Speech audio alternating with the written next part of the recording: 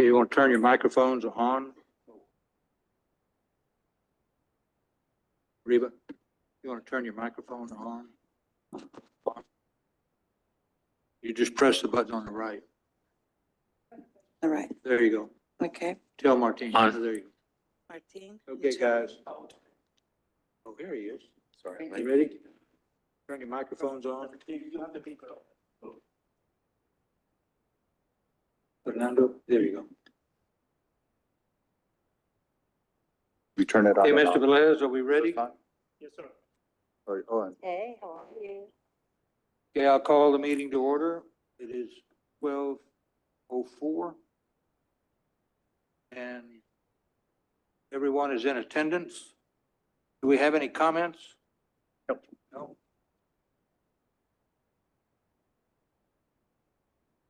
First item, well, in approval of the minutes, right? Yep. Where does it say that? Immediately on the second page, the last sentence on the agenda items. Oh, yeah. Okay. I'll entertain a motion to approve the minutes of July the 26th, 2024. I make a motion that we accept the minutes. Is there a second? Second. Any further discussion? If not, all those in favor say aye. Aye. Those opposed, motion passes. First item on the agenda, number 1051 East Polk Street. Mr. Velez. Thank you. So as always, is a brief reminder of the certified local government rules that we have. We have to follow the Secretary of Interior standards plus the UDC. You need to speak up. Okay. As a CLG, we have to follow the Secretary of Interior standards and actually the local regulations that are in the form of the UDC. Here we show the principles and now the building site and setting, maintenance actions, and usually sections of the Unified Development Code that we usually apply, such as the demolition in this case. We show here the historic districts that we have in Brownsville, as well as the historic district boundary and the National Register historic districts you can see here and in this one. So the first item, 1051 is Polk Street. The property owners want to develop a house and a kind of ADU on the back. So this is a brief history of the house. There were of the lot. Sorry, there were always frame houses there. This is what it was there around 2 or 3 years ago. It was approved for a demolition. It's a kind of a shotgun. This is the empty lot today. So because it's a shotgun, I'm showing here very fast the examples that we have here in Brownsville. We have many of them. The property owner wanted to develop a two-story building. So because it's only half lot, we provided certain kind of examples that we can find in New Orleans. Here, this is Waco, Texas. This one in Georgia. So this is the site plan. You can see here the layout of the house and two kind of concrete driveways, one on the front and one on the rear. This is the floor plan of the houses. This is the front facade and the rear facade. Those are kind of symmetrical. And then you have on top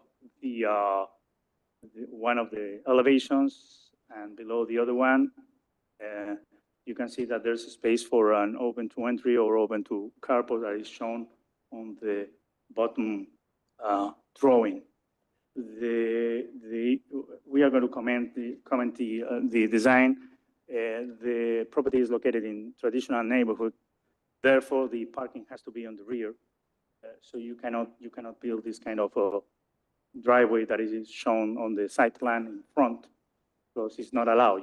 You need to do any kind of parking behind the 50 feet setback, with a 50 feet setback. So therefore, the parking on front cannot be developed following the rules and to be consistent with previous decisions that you have taken here. What we suggested to the property owner is wood siding, such as this one, or these others examples, or hardy plank, in which you can see the kind of widths and also the examples that we are providing if they were wanting to develop board and batten. The board and batten here in Brownsville is naturally a board of 12 inches. Therefore, the separation between the centers of batten boards are 12 inches as well, using a batten that currently are around 2.5 inches. So this is the hardy panel and the batten. And these are some craftsman doors that we recommend to put on the front to give a kind of character. We also we recommend some kind of fences that you can see in Eastern Charles, and here we provided a landscaping standards if you develop single family houses in Brownsville. So the recommendation reads as follows. On the March of 19, 2024, the staff sent an email with comments to the first design recommending the parking on the alley if it was allowed the development of one or two buildings, the latter being a main building and an accessory dwelling unit or ADU. On May 2nd of 2024, the staff sent an email referring to page 235 of the UDC showing conditions of the parking on traditional neighborhood. That is the one that I show you with a 50 feet setback from the front lot line. The customer has also referred to structures built before the UDC was adopted. He sent us some photographs. We have been reviewing all of them. And it happened that many of them, well, really all of them, were built before the UDC was adopted. The UDC was adopted on March 2021. So any project that was approved before have a different rules. That's the reason why, since 3 years ago, we are consistently do not allowing parking in front on this 50 feet front lot line. So, the customer is also referring to design guidelines. The design guidelines, as you know, and unfortunately here in Brownsville, will never be adopted by the city of Brownsville. There are guidelines, it's not adopted. So the UDC really is the one that commands and leads regarding setbacks, as well as the Secretary of Interior Standards that I showed at the beginning of the meeting. A carport that is shown on the drawings is simply an outdoor structure that serves as a covered parking spot. So because it's a parking spot, you cannot have within the 50 feet of front lot line. Therefore, the proposed project can be approved with a certificate of appropriateness once the set of plans describes in detail the following characteristics and construction materials written below. I'm saying this, as you will see in later also items, So we follow kind of same system all the time. Considering the current ordinance and previous decisions taken by the HPC for new developments on traditional neighborhood, parking must be 50 feet from the front lot line, so the curb cut cannot be allowed. The main front first floor does not have windows. The shotgun style has always one or two windows facing the main street. The owner must build windows on the front facade. No one there. Then the rest of the recommendations as the owner must complete a certificate of appropriateness application and upload it using our system that is called Acela. And the siding, we recommend many of them. So the owner has plenty of possibilities to use it, but he has to put it on the drawings so we know perfectly what siding is he using. This is because since 1 or 2 months ago, the Historic Preservation Office is reviewing every single building that is being built in Brownsville. So what it happened is that if I don't find anything that has been approved by the Historic Preservation Commission, then I cannot sign the corresponding ending of the construction, and the item has to return back here. And maybe we may have issues. So the drawings have to perfectly define the building characteristics of the house. Then it's recommended also a freestanding wooden 6x6 posts. The front door matching, well, the examples provided, those are kind of Craftsman.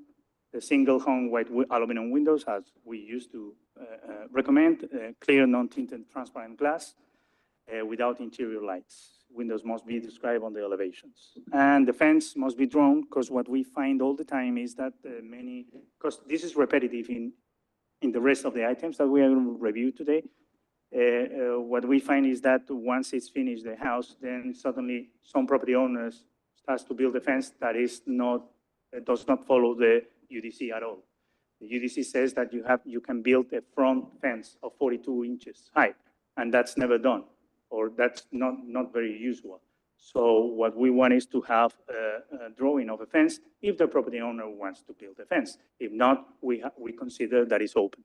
You know, it's going to be an open space, and that's all. So the usual recommendation here is always the same: 42 inches on the front lot line, reaching the facade, and from there to the back and the rear, you can close it with a 6-foot fence for privacy conditions and so on and so forth. Because otherwise, you are going to simply, you cannot see then. If you close with a 6 feet on the front lot line, you do not see the house, you do not see anything, and we will see only fences all around Brownsville. Okay, Juan, I'm not understanding. We need 2 parking spaces.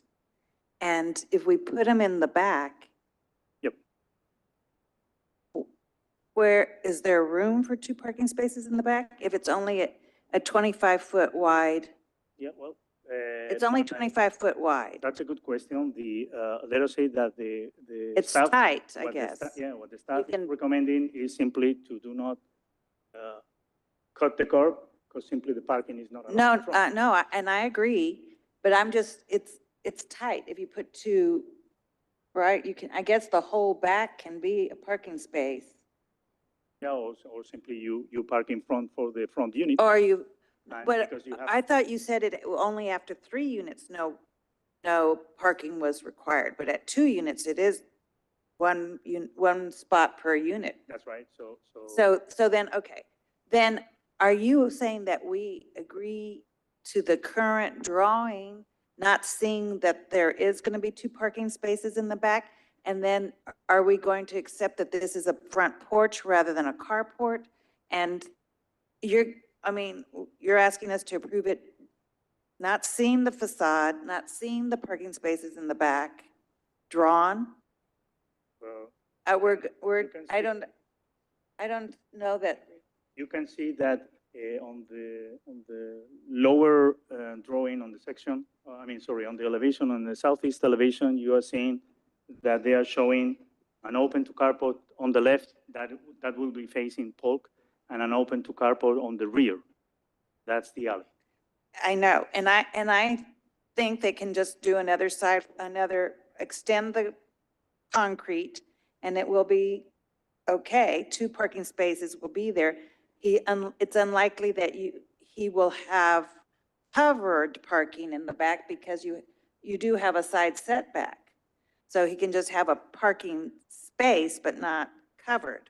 But then are we accepting that the front, as it's drawn, is a front porch? Is that what you're asking us to That's right. accept? That's right. And then, do we have interior, please? Can we go back to the interior drawing? Okay, so if we're doing that, then we're asking him to put a window in the kitchen That's right. to look over the front porch. That's right. On the upper floor plan, first floor. And then but you don't want a horizontal window because that's not very, right, Yeah. it's not the correct aesthetic for this. So you're gonna wanna, No, or it could be horizontal because you have, the. well, that's what I'm the asking. Yeah, the cabinet of the kitchen, so you need to have something there. No, I agree that that looks odd not to have a window. But what I'm saying is the way it's drawn, he has upper and lower cabinets. So we would tell him to eliminate the upper cabinets to put a window.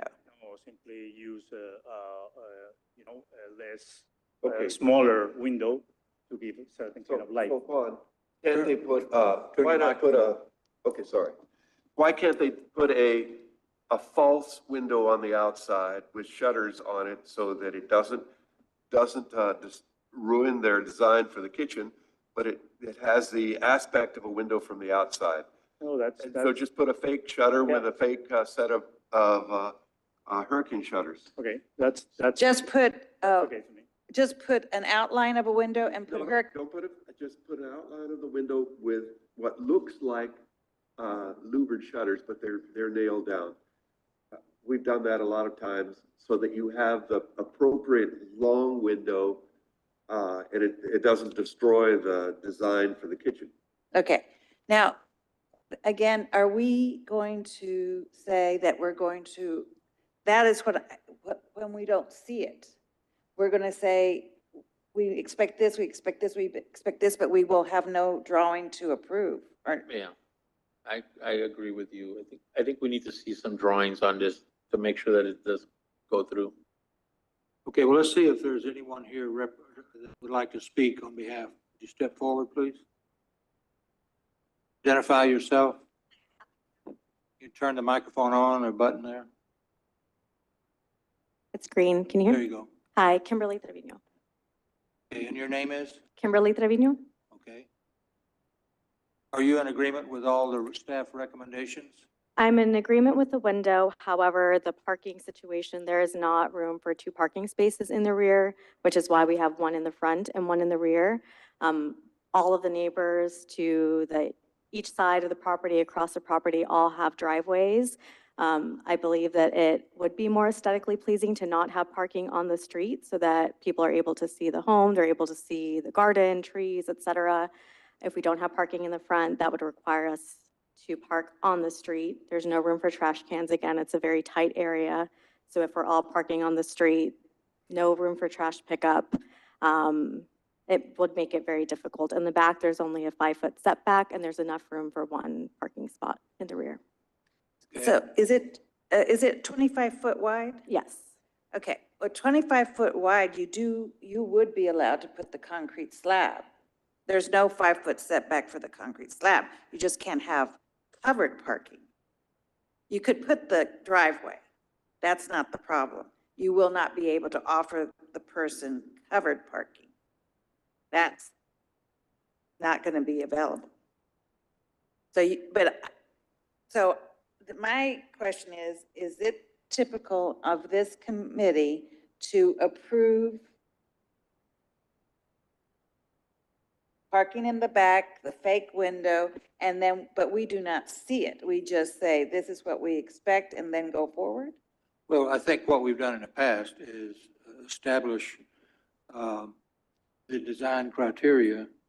And when we don't have drawings, we leave it up to Mr. Velez to have the clients bring a drawing to him and then he approves.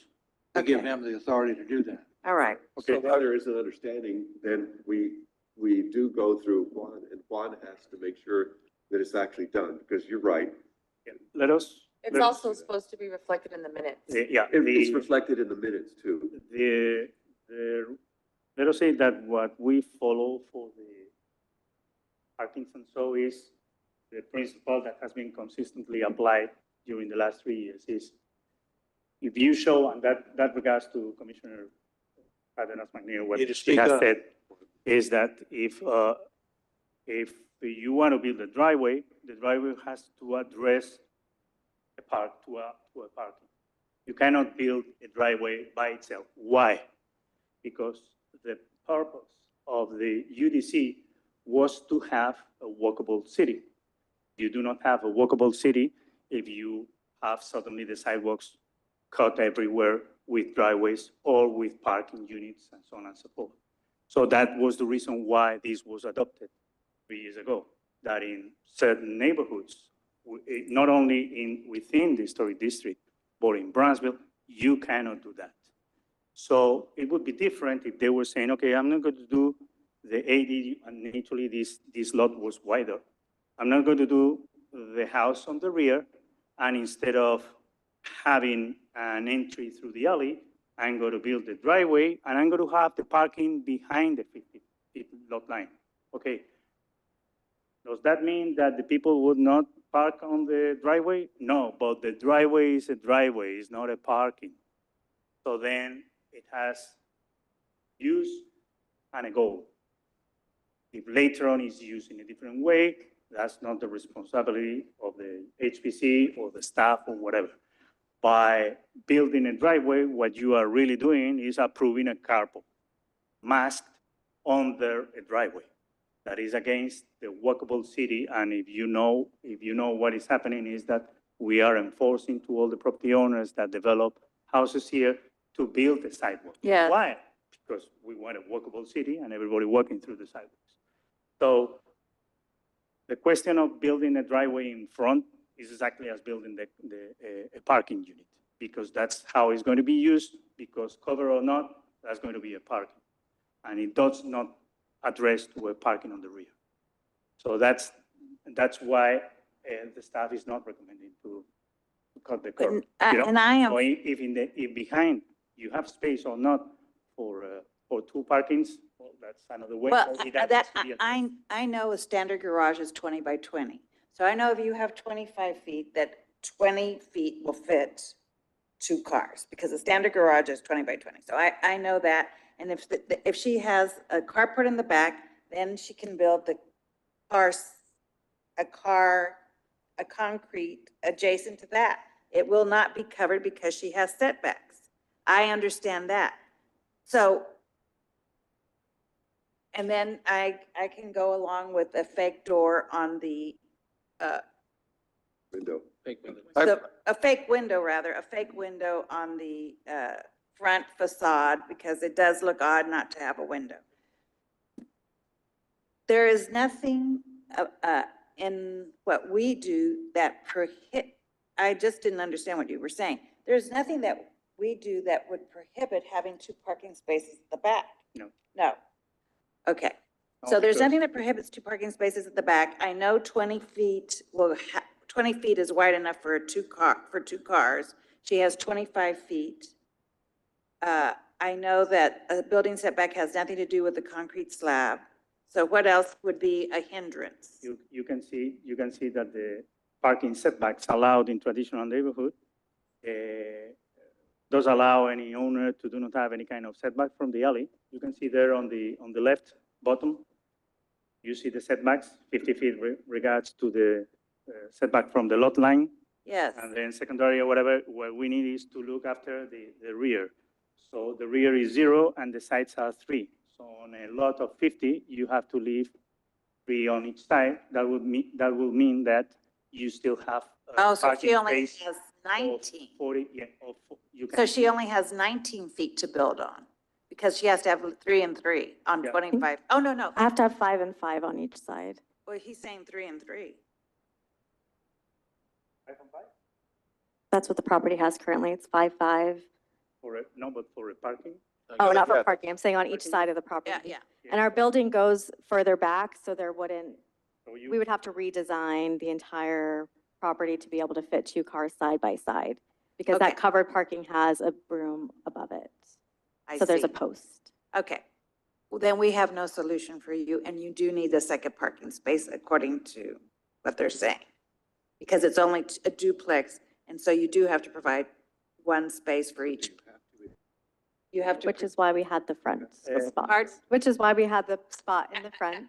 I understand, but there's nothing we can do because they do have this code that's been in force for 3 years, and it's rear parking. Oh, you have to have a 50-foot, the parking can be 50 foot from the front. I mean, Yeah, many of the commissioners will remember, for example, this project that was approved the last year, and this is a duplex plus an independent ADU on the back, and the parking are located just on the back.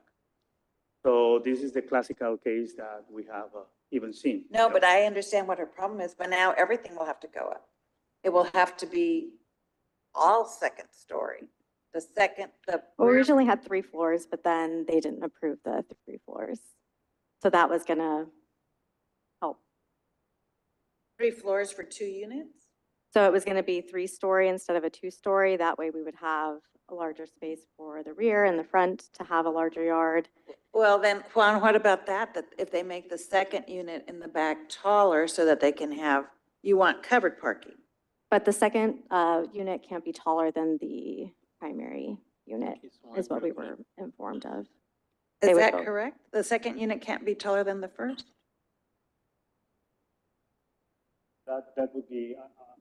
That's what on the Martin page here said. or the UDC. Oh, this one. It's gonna be 3 stories? No. No, that's what we originally had designed, this originally, 3-story, and okay. then we had to change. Because it because I'm only seeing 2 But you stories. want, but I understand why we would not want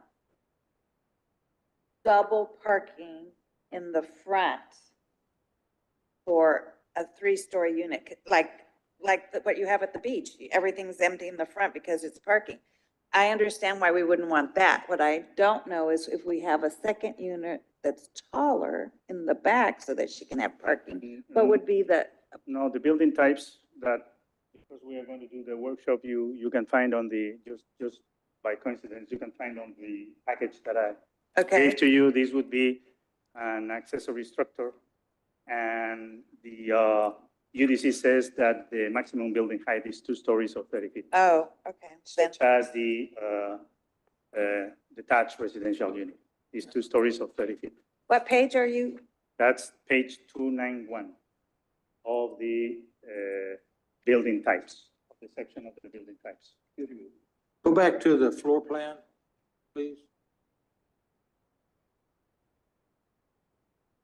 Okay, so I understand that you have a unit in the front and a unit at the back. And the facades of both the front and the back are pretty much the same. Correct.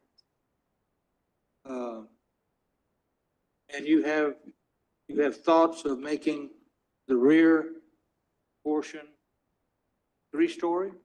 That was our original plan. We had to change, so currently it's just the 2-story with 1 spot in the front and 1 spot in the rear for parking. Well, I grew up in New Orleans and lived in more than one shotgun house. And some of the shotguns have the front of the house 1-story, and about halfway back, it jumps up to 2-story for the bedrooms. And it's referred to as camelback. But I've never seen one that's 3-story.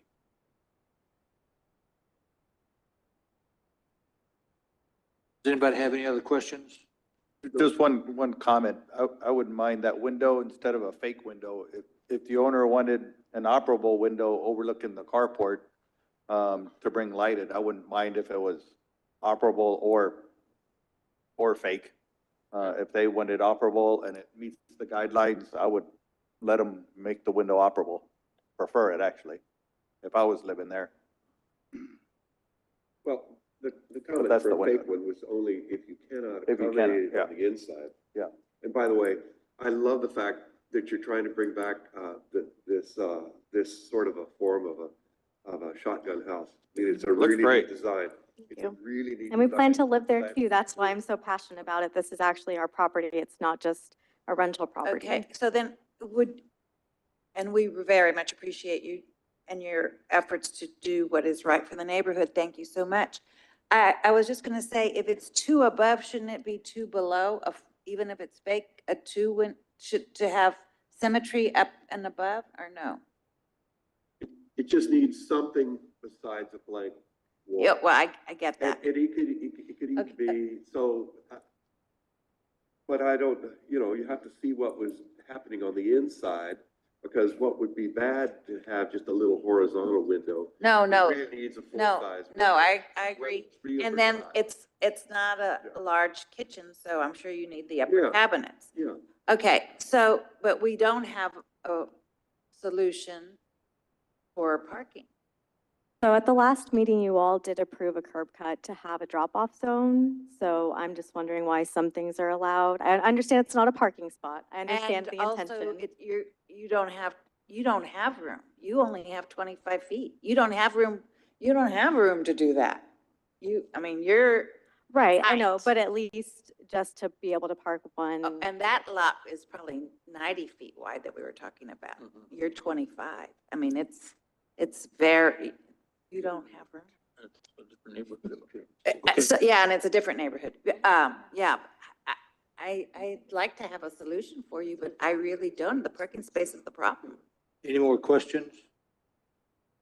If not, I'll entertain a motion. Well, did you have anything else you want to say? Again, I just wanted to point out that every single neighbor to our left, to the right, across, everybody has a driveway. So if the intention is to be walkable, there's already driveways on every single property. Most people are even parked in the grass. There isn't actually a driveway. So if we're wanting to beautify Brownsville and have a better looking city, I would assume people would prefer to have a nice parking spot as opposed to a picture of a truck parked in the grass, which is what we were presented as well as an option. And the original design pictures, one of the images was of a truck parked in the front of the property. That is a problem throughout the city. In the nicest neighborhoods, like Palm Boulevard, there's somebody that has his RV parked on the grass in the front yard. So it's a problem, and it doesn't matter income level, it's a problem. But Okay. we're not the ones that enacted that, and we're not the ones that can, fix it or, allow someone to bypass it. So we don't, It's in the code. and it doesn't even matter whether we agree with it, because sometimes we don't agree with some of these things. And so it's a little bit of a problem. So another option potentially could be flip the entire design. So the ADU is in the front. We remove it, so it really is just a covered porch, and then the rear has the space for the two spots. What's the difference there? So, I would not recommend that because what the ordinance says is that you can build the ADU on the back that is 50% of the surface of the main building. So if you flip it, then on the back, you could only build 50% of the surface that you build in front. So that's, I mean, not at all. I didn't even understand what that meant. No. That's Yeah, semantic. I mean, The second unit can only be half of the first unit? That's right. Any ADU on the back has to be a 50% Oh, of I the did main not know unit. Yeah. yeah, I'm meaning just flip it that way. Because the front unit has the deeper parking, it has two spots. So if the front was in the rear and the rear was in the front, then we wouldn't have the parking issue. We would just make it a covered porch with no driveway, and then the rear would have the two spots. So we would have the rear unit. But he's saying that the ADU has to be in the back, and it can't Yeah. be more than 50% of the space of the front? and they could temporarily add a bedroom to the ADU and later switch it back and they'll comply. So the form district code you have already in the package as well for the workshop later. What shows is it? What page? shows on the page on the page 237. It shows the principal building, and on the rear the accessory structure radius. You know. Okay. So another section of the UDC explains that accessory structure can only be 50% of the main building in front. which is something natural because what you want to see is a big building in front and just whatever you need on the back. If you are flipping, as the owner is saying right now, well, you would only build 50% on the rear. And naturally, that's a disadvantage. So we can't even do that. Yeah, but they could just wall off the living room, say it belongs to the ADU when they flip it, and say it's a detached living area, and later take the wall down. Because really density, you can only build here one house. So let us say that the ordinance is allowing the residents to build a second, but the second has to be an ADU. So in order that you don't densify the lot, that's why the UDC regulates and says, okay, if you want to build something on the back, it has to be 50% of the surface in front. Okay, so Okay. what are we gonna do? What are we gonna do to help these folks? What, okay, and there is space in between. You have space in between. Well, they create a space through that open porch and the open balcony. The ideal should be, as we show on the drawing that, on the photograph that I took regarding West Levy, that it was completely separate, the two units, you know? But in this But case, what's preventing them to having one unit? And then however the space is distributed, the space. know that those are two units and you cannot have two They units. have to have some level of separation, even if it's an inch. There is no minimum requirement in the city of Brownsville, Okay. but it's recommended at least 5 feet, which is. Oh, The separation that you see there is in order that it could be considered the rear as an ADU. I see. Otherwise, you cannot, because then those would be a duplex, and a duplex is not allowed in this half lot. So perhaps we Okay. don't have right now the solution, and maybe the best would be to close the public hearing and just Yeah. take But we the have nothing to recommend then, really. Does the living structure need to be all connected? If you go back to the floor plan, I'm just curious, if you go back to the floor plan, and if the living room for the main structure, you walled it off and it was an entertainment theater, whatever you want to call it, for the ADU, when you flip it over, even though you go outside, you go back in, is there something that it has to be connected? So you mean that Yeah. the main building you access to what? To the rear? So what's the square footage of the rear unit? It's one slide. Yeah, I think. Okay, that's all. 963 is covered, but living is 820. 820. Part of the same structure. Okay, is there a motion to close public hearing? So moved. Is there a second? A motion made and second. Any further discussion? If not, all those in favor say aye. Aye. Those opposed? Okay, we have a suggestion for you. Mr. Velez? Yep. If we table this for today, can we schedule a workshop with these folks to go over these and, Next week? Next week? pardon me? The next week? Yeah, if possible. Yeah. Would that be agreeable to you folks? If it's possible, the week after, my husband's in Arizona for work training, and he doesn't get back till next Friday. But if Okay. next week is the only option, that's fine. The following week would be fine. I think our point is to try to figure out a way to make this doable and to figure out how, rather than trying to hash them out right here. So whenever you're back. Sure. That would be appreciated. If you'll get in touch with Mr. Velez, he can set up the meeting. And however many of us on this committee could meet with you, I think that would be a way of resolving this. I mean, we spent 40 minutes on this item already, so. Yeah. We've got other items to attend to. We may have an architectural review committee. We only need one more board Can't hear member. you. Whatever. Do what? Go to the architectural review. Yeah. That's true. Okay, let us move. Then what are you? We're going to table? Yeah. Okay, is there a motion to table? I make a motion to table.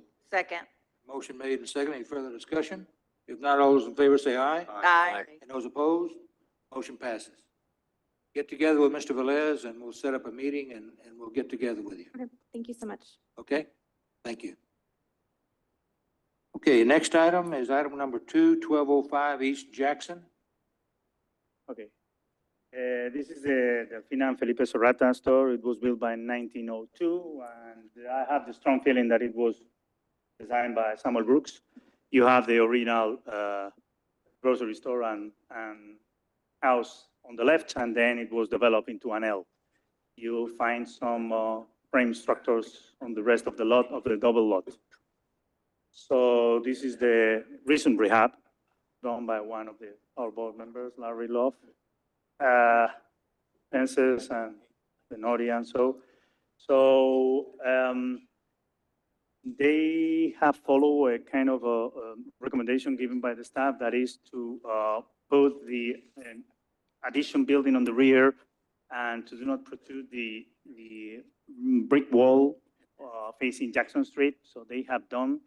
I have certain kind of questions regarding what is just behind the Noria, because I don't understand very well the drawing. I suppose that is simply a kind of sidewalk and so.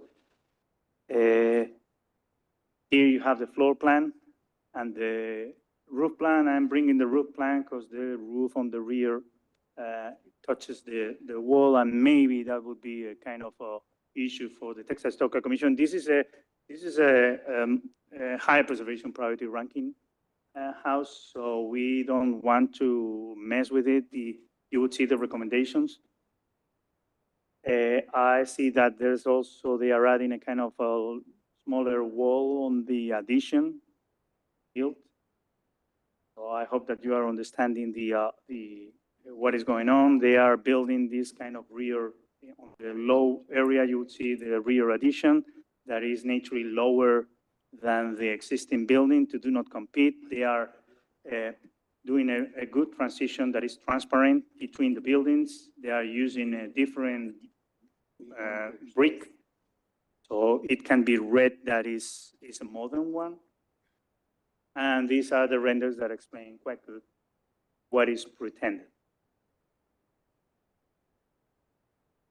That's the side. So that rear addition can be done with brick, can be done with wood clapboard, even with hardy plank that I'm showing there, or even board and batten with the characteristics of Brownsville. I'm suggesting French doors on the rear. Doesn't have to mimic those that are on the main building, but at least they know how to do it, or Victorian doors for the interior if they want it. So then the staff recommendation is I'm going to read it because it's kind of,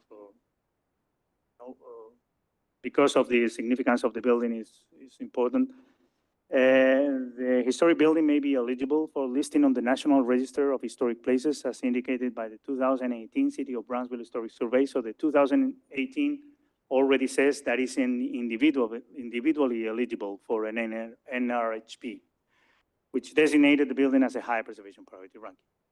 The proper process for such prominent buildings is to submit Part 1 or Part A, followed by Part 2 or Part B. That is when you want to show what you want to do with the building or rear additions, such as in this case. And so that's what we used to follow with other customers. Any other type of comment or recommendation from staff of the HPC may jeopardize the designation, as the process should be guided by the previous paragraph. Accordingly, neither staff nor the HPC can assume any liability if the process outlined in the first paragraph is not followed. Because as always, I mean, there's a rush to, fulfill the project and so, but what I don't want is that it goes back to you or me by saying, hey, you recommend this and so. No, this is going to be shown on the COA if it is signed, because the recommendation is get the ears from the TSC, and the TSC will tell you, yeah, that's a good addition, just follow up. Okay, let us try to resolve for example, how it meets the addition with the old building and so.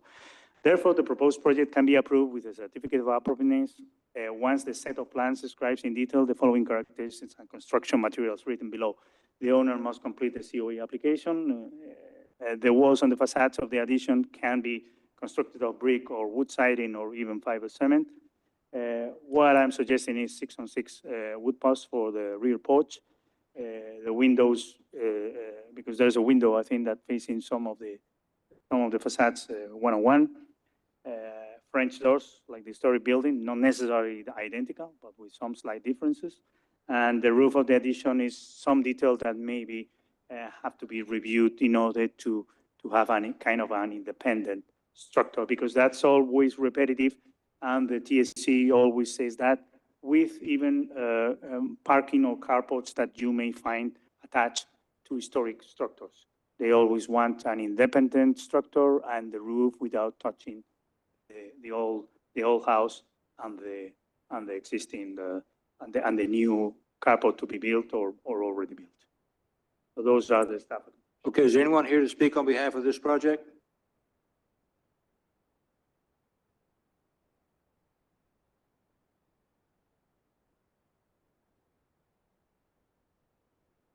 My name is Ricardo Diaz. I'm the project architect. Sandra Science. I'm representing the owner, Tony Martinez. Okay, And so I just wanted to say that we're working on this project and the plans were submitted. So Mr. Velez had some recommendations and we're here to address some of the issues that came up. And as far as the technical aspect of it, I'm going to pass it on over to Ricardo so he can explain what we're doing. The concept of it was basically honor the first building, the historic building, which they are applying for the plaque. The back building does mimic the same colors, but does have a different brick on it. And considering the comments, the structure itself is independent. We are making a foyer lobby that connects both buildings. That's AC'd. So the only connection that the historic building would have to the addition would basically be the roofing structure touching about 7.5 feet on, I have no way to point this, but close to the northeast part of the existing building. If they go to the render, it might be easier to see. Yep.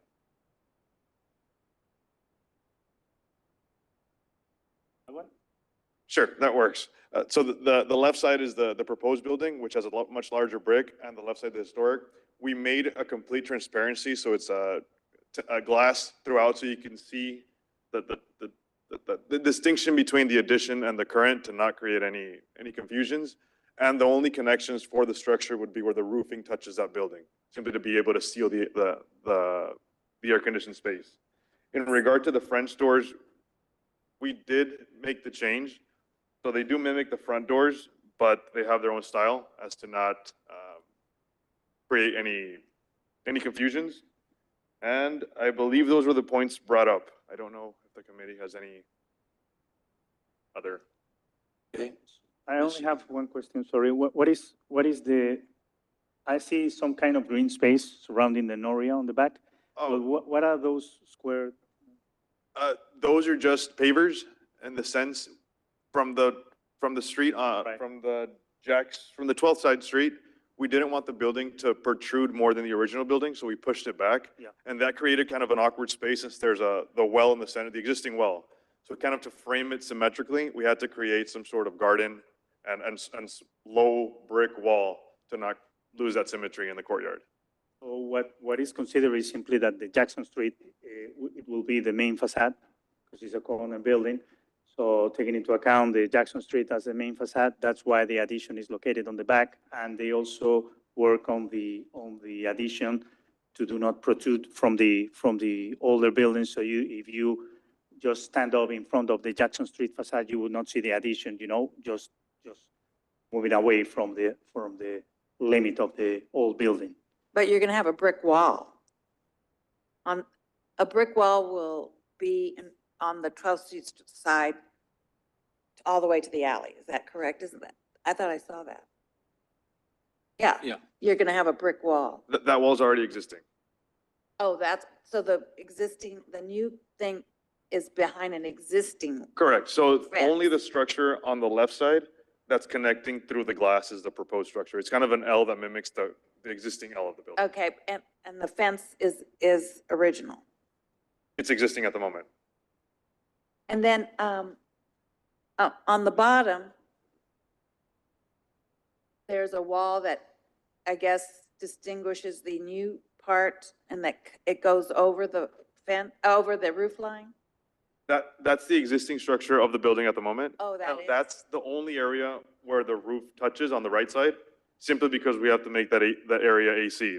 But there is a 6x6 post column structure that there's no structural elements Touching. but touching, exactly. Okay. So it's just a seam to create the AC space. So that extends above the roof line is existing and the fence is existing? Correct. So everything that looks taller than the right is existing. Okay. And the porch is also existing at the moment. So we're basically attaching ourselves to the porch. It's very nice. Yes, it does. And the restoration in the corner looks very nice, very nice. Any other questions? Ms. Sines, are you in agreement with all the recommendations that Mr. Velez has pointed out? Yes, sir, and I believe we've addressed all those requests that he has made so that we can go ahead and comply. So I'm fine. Is going to go before the state, though?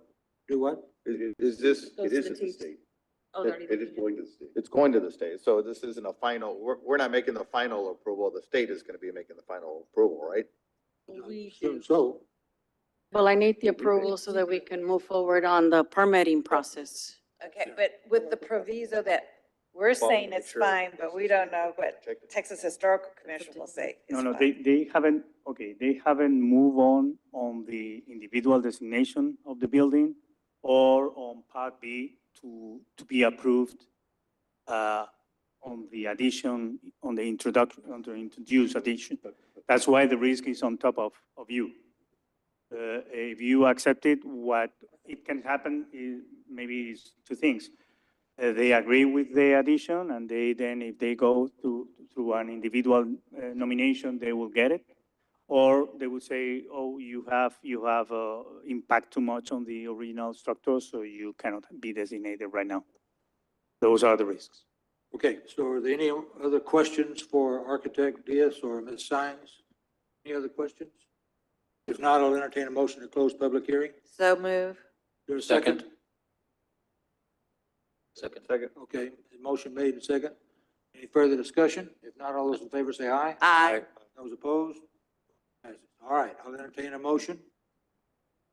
I make a motion that we accept it. Motion to approve? Motion to approve, yes. Okay, is there a second? Second. Motion made and second. Any further discussion? If not, all those in favor say aye. Aye. Those opposed? Motion passes. Thank Thank you. you. Thank you very much. Okay, next item is item number 3, Yeah, okay. let us move 832 forward. East Adams. Yeah, this was a building, built. Let me, Mr. Velez, let me point out that Mr. Loff abstained from the vote. Oh,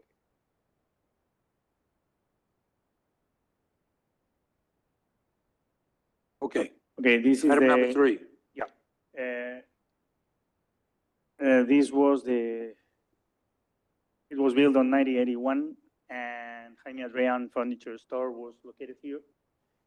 But the new facade was built around 2015. This item and the next one, you would see the similarities because those were owned by the same owner, and he changed around the same time that it was at the end of the 1980s, 1990s, the facade. So this is the current facade that we have there. They are working on the interior. So on the upper area is that facade that was built on the 90s. And what they want is to simply change the facade to the one that is shown on the bottom. So this is what you have right now and the future elevation. This is a render. You can see that the white and kind of dark purple and the aluminum. So the staff recommendation is to approve the certificate of appropriateness once the project meets the following things. That is, building materials allowed within the historic district is brick, stucco, and smooth stone. They are introducing a new material that is this kind of aluminum, but again, unfortunately, the aluminum is not a material that is allowed for a facade in downtown. So we are saying just keep the stucco or simply the concrete blocks that you have on the left and on that facade. That is what is recommended. The aluminum new windows would be preferably light. Maybe they are going to be black. I don't know. Well, that's another contrast with the facade. And the glass should be non-tinted. And the canopy, what we are suggesting is to paint it with the lightest purple color possible. Yep. What's going to be painted purple? Purple is not on the rendering. No, this, okay, maybe the render doesn't show exactly the color, but that black that you see there or that dark color is going to be purple. Okay? And this is going to be a restaurant. So I think that there are. So if it's not historical, any color is acceptable? Well, we have a color palette and we always suggest light colors. We met with the architect of this project, with the designer, sorry, and we suggest the lightest color purple that she may find, you know, to try to mitigate a little bit such dark color introduced here in the render. That's what I'm saying, that the only two, let us say, recommendations is, first of all, change the aluminum and leave the stucco. Okay, is- so absolutely, I get that, but I am concerned about the purple. Do we I am- have a I palette am that too. has Lavender? Okay, yeah, that's right. What I used to do is allow usually the three colors that you may find on the Sherwin-Williams palette color, the exteriors or the siding or whatever, or brick or whatever. And then if you want to do a contrast, you move in the same page. You do not change the tone of the color and go and select the darker. So we met with, to discuss about the purple, and we were kind of discussing, okay, maybe you can find this kind of purple as much more lighter than the one that you are proposing. So that would be the recommendation. Okay. Is there anyone here to speak on behalf of this project?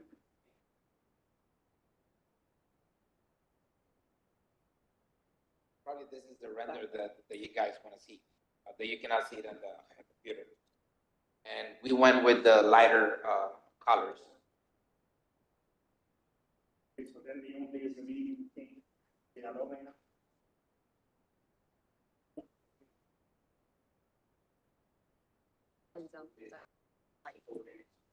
okay, I don't know if there's any other material. Mr. Garcia, is the entrance handicapped accessible or is those steps? No, that's a ramp that's already existing. When we went to the city, they were asking for a ramp for the handicap. So it was kind of tough. And this is the first time I want to say, giving credit to the city, they gave us a solution for the handicap parking lot. So what they proposed was to do the parking lot on the back. So since there's an entrance to the property through the back, they are allowing me to put the handy park on the back. Okay, so So- handicapped accessibility at the rear. Yes, sir. Okay. Yeah, so, and I was surprised, to be honest, because they brought it up and it was a Who's good they? solution. The city of Brownsville, Oh, okay. the permit, the zoning. So I was surprised on that, but yes, that's been taken care of, so. And on the facade, the lamination or the lamina one, how do you say it? The aluminum. The aluminum. Yep. That is something that we wanted to bring in because this is actually a furniture store that is a furniture that sells a kind of on bulk items already there. So we wanted to give it a little bit of the warehouse theme for that. And that's why we were proposing that, but if we need to change it, we'll change it to another material. Yes. That's no problem. That, and then the lightest purple you can find. Yeah, and I lavender. think whatever, that property gets a little bit of the sun in the morning, so whatever we put in is gonna fade out. So if we go on a lighter. Fade soon enough. Okay, on the, Cannot fade soon enough. go back, yeah, there you go. So all the glazing across the front is butt joint? But there's not a frame in between the glass, is there? No, and what we're trying to do, it's a framing, a very thin framing on the back, so it's hueso, how do you say it? Uh-huh. it's linked together. So what we want to do is it's going to be a showing of the furniture. Sure, So we want to make as more clearly that we can. as clear as possible. Yes, sir. Sure. Okay. Any further questions with Mr. Garcia? I like the change in materials, the fact that there's different materials instead of just just doing all stucco everywhere. I'm hoping that you don't change the metal to all So stucco. this is what I'm gonna propose. We put that particular item where the little trees are. I like trees a lot, so I like to bring life. For me, anything that's green is life. And that's what I'm trying to put there. And we did a concrete element there. So we can also leave the concrete element and do it like industrial a little bit, or we can stucco the concrete. So we can do anything that we want. Stucco, to be honest, is everywhere. So I don't know if we want to continue with stucco. So we'll try to see if we can put something else. Okay, any further But, questions? yeah, but metal, I mean, I understand that you'd like it to reflect what's inside, but it doesn't really go in the neighborhood, and you have Putinat, Annie has Putinat right across the street, and then that wonderful building next, one block over, that is the new restaurant. I'd like more, Well, I like that we're bringing life to that area. yes, With the restaurant and with the furniture store and everything. yes. I think that's also on my side, and I have to compromise with you guys because you're gonna be hearing about us a little bit more when we go with the apartments that we want to do on Adams and 7th. So we're trying to go that way a little bit right now. So Okay, well, this we was a appreciate great it. challenge for us with getting the right tenant because this is not a restaurant. This is something that's going to be different than restaurant or office. It's something that we want to promote downtown. That people come in also and buy. So Well, on a personal basis, I don't have a problem with having a very contemporary look mixed in with the neighborhood. I'll use the example of the museum, the Louvre in France, which I've never been to, yes. but I think it was I.M. Pei who designed a glass pyramid In in the front, center. which was shocking Mhm. to people that appreciated architecture and historical facades of the Louvre, so. So I'm gonna add on something to you and probably you can see and it did a lot of help when we renovated the old Goodyear tire store. That has created a lot of opportunity for downtown to develop because that building, it stands out a lot. So that's what we're trying to do, mix it a little bit. Yeah, that particular building is a terrific improvement over what was there. Yeah. So congratulations on that. Thank Any further questions for Mr. Garcia? I also don't mind occasionally mixing in a little bit different facade, Yeah. especially when it's really well designed, so. Okay. No other questions? If not, entertain a motion to close public hearing. So moved. Is there a second? Second. Motion made and second. Any further discussion? If not, all those in favor say aye. Aye. Those opposed, motion passes. Now I'll entertain a motion to approve. Make a motion to approve Is there a With the second? with the recommendations. staff recommendation. All right, motion made and second. Any further discussion? If not, all those in favor say aye. Aye. Those opposed? Motion passes. Next item, 1334 East Washington. Yeah, so this was the Edelstein bargain outlet that was active around 1981. So the facade is exactly the same as the one that we have seen. Unfortunately, the Armstrong House was demolished to build this building. So you can see that is exactly the same facade as the other one because it's the same owner. So what it happened is that they started to remove that facade as well without a permit. They are keeping at least the tiles. What they want is to do exactly the same kind of facade. You will see it to the right, flat facade and so facing Washington Street. So this is the project. Again, this building unfortunately is not historical. Indeed, is a low preservation priority ranking. So we are suggesting a similar approach, that is to approve to grant a certificate of appropriateness. But the owner has to complete the plans and apply for building permits, use Acela for that, and preserve the vertical tiles as they are going to do. The suggestion is to use the lighter color for the aluminum. They're window. using purple here Again, again? purple. Huh? What's with the purple? No, there's no purple. It It says, says here. Oh, no, well, then that's my mistake, sorry. So sorry, it's my mistake. The suggestion is to use aluminum light color windows if possible, and glass not tinted. Forget the purple. Okay, is anyone here to And speak it- on behalf of this project?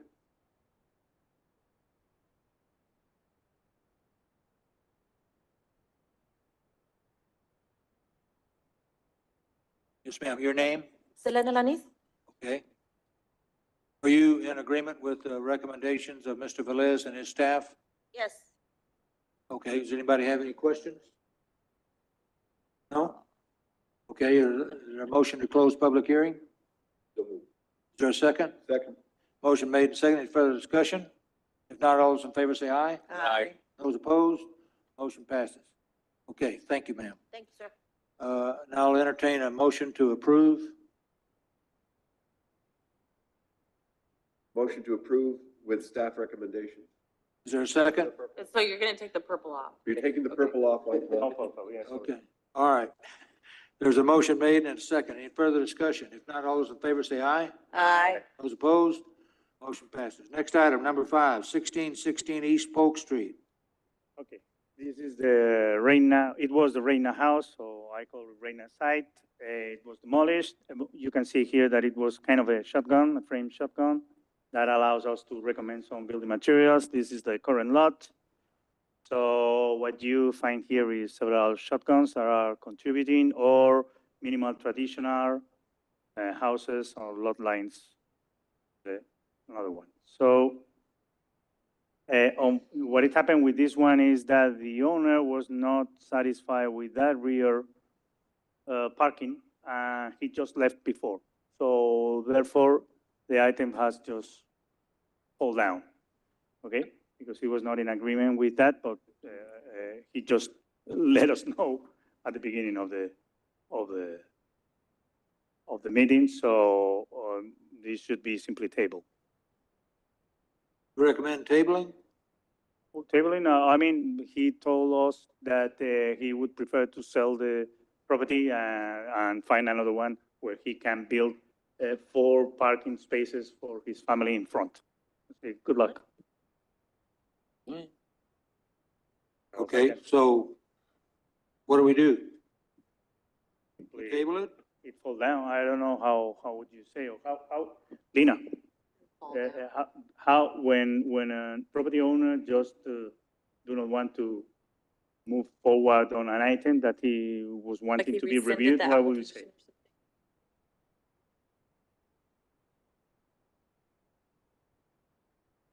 No, it's different. He didn't even want to move forward because he couldn't build the the parking in front. He's withdrawing He's his withdrawn. application. But we don't, do we have that formally, that he's withdrawn? Can we make a motion based on the fact that the client has withdrawn his application, that we, table this until somebody else brings the property on? Or something like that? Or just withdrawn?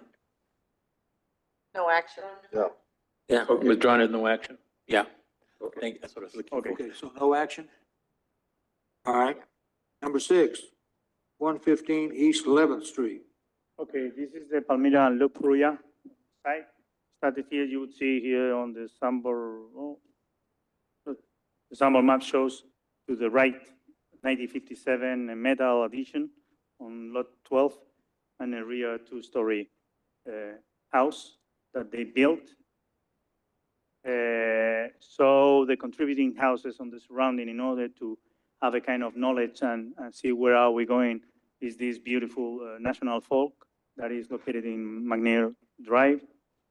This is at the corner of San Charles, and I think that is the 13th, kind of minimal traditional, a shotgun that has gone, a rear duplex. And this is the Craftsman house that is contributing as well. So initially, the property owner was wanting to do this option with the facades and the entry units to the alley. I say, just wait a minute, we want a friendly neighbor with the sidewalks in front and so.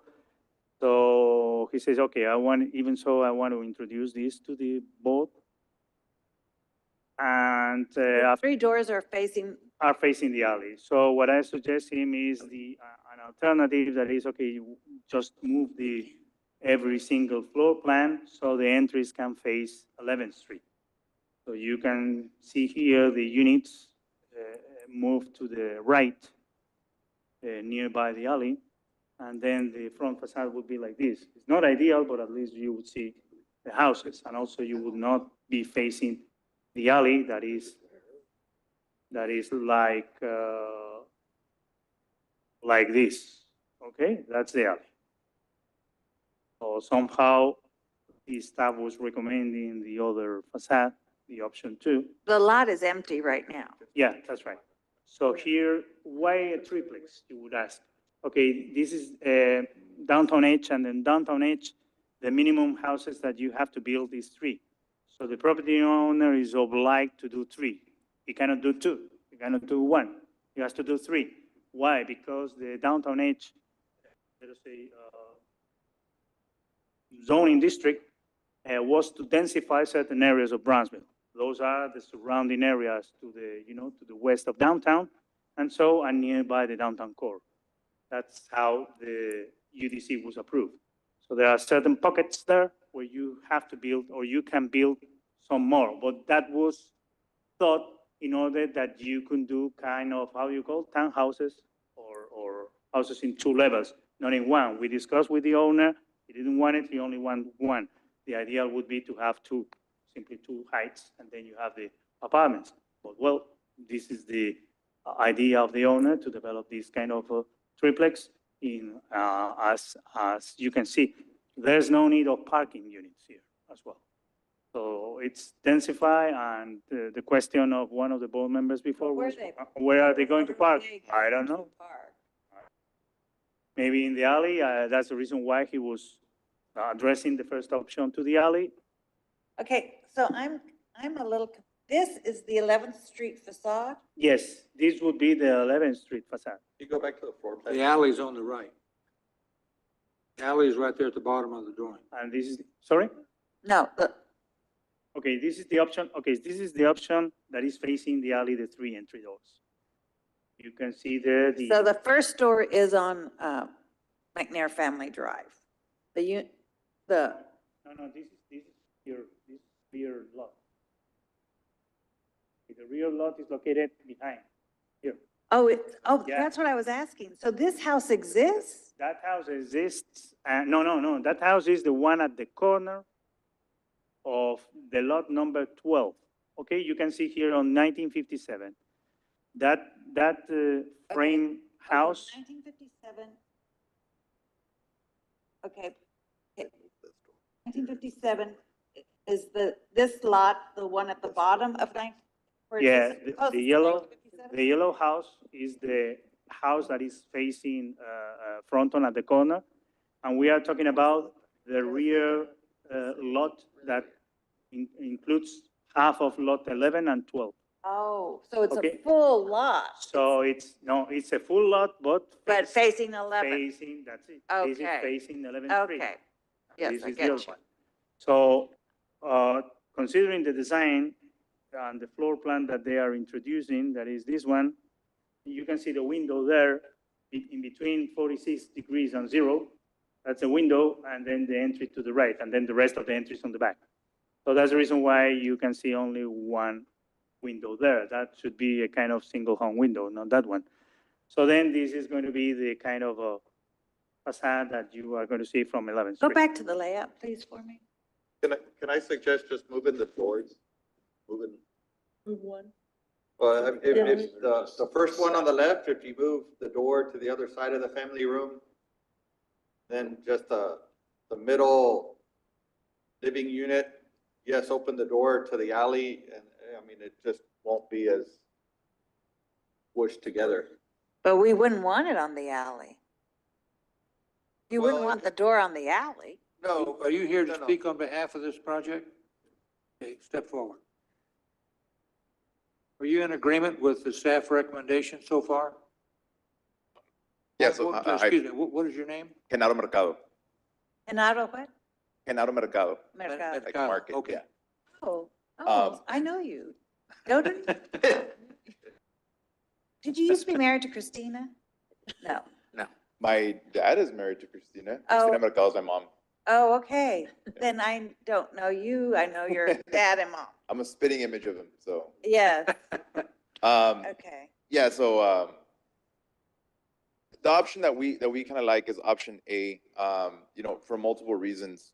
But at the same time, obviously, we're trying to stay you know, within regulations of what, you know, Mr. Redis has been mentioning. Now, the thought process here was with option A, if you notice on the third unit, being the one on the right, all of them are kind of pushed a little bit back, you know, for safety reasons. I know sometimes cars have driven up and down those alleyways a little bit fast. You know, on option B, because it's staggered, it pushes all the property closer to that alleyway. You know, I know it is complying with facing towards 11th Street, with the 3 doors facing towards 11th Street. I don't honestly think it looks nice. It looks kind of weird having those 3 doors just like that back to back. And also for the safety of the tenants, this way people aren't passing right by your front door. Everyone's kind of spaced out.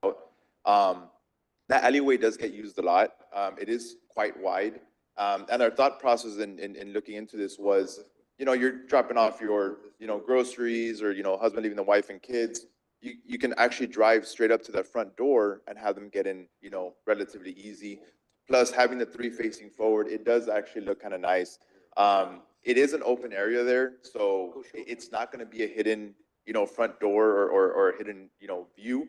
You know, one thing we had mentioned was also, someone proposed it, I believe it's a gentleman walking out, of moving that door over if you guys wanted to have that front image on 11th Street, you know, moving that front door over to that center of the building.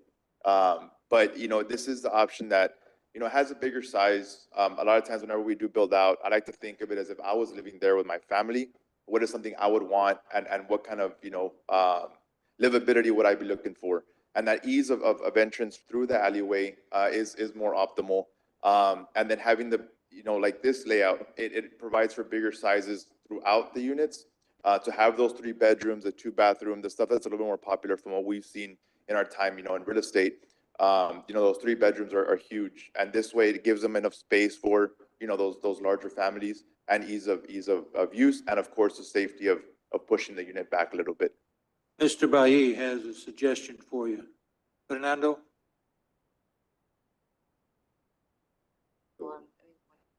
Show him the drawing.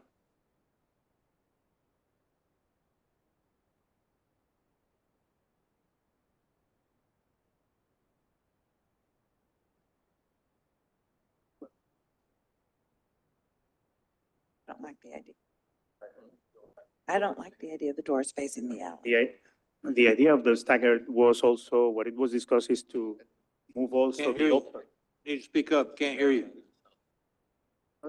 You need to speak up, I can't hear Okay, you. the idea of the stagger was to have the entry to the 11th Street while creating on the rear areas, green areas, by moving the whole floor plan of the second and third unit. Juan, hold it. Okay.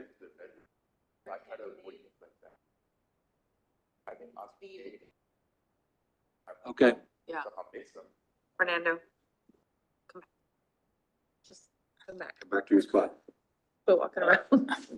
Okay, Mr. Velez. Yeah, I was saying that the idea of this, to try to optimize the option introduced by the customers was to move the whole second floor plan and the third one to the alley, so you would create on the upper area green spaces. So then you have the advantage of having the closest unit to 11th Street, it's facing 11th Street, and the second and third unit would have private green spaces on the top area, you know? Now, what they did was simply. Where is the green space?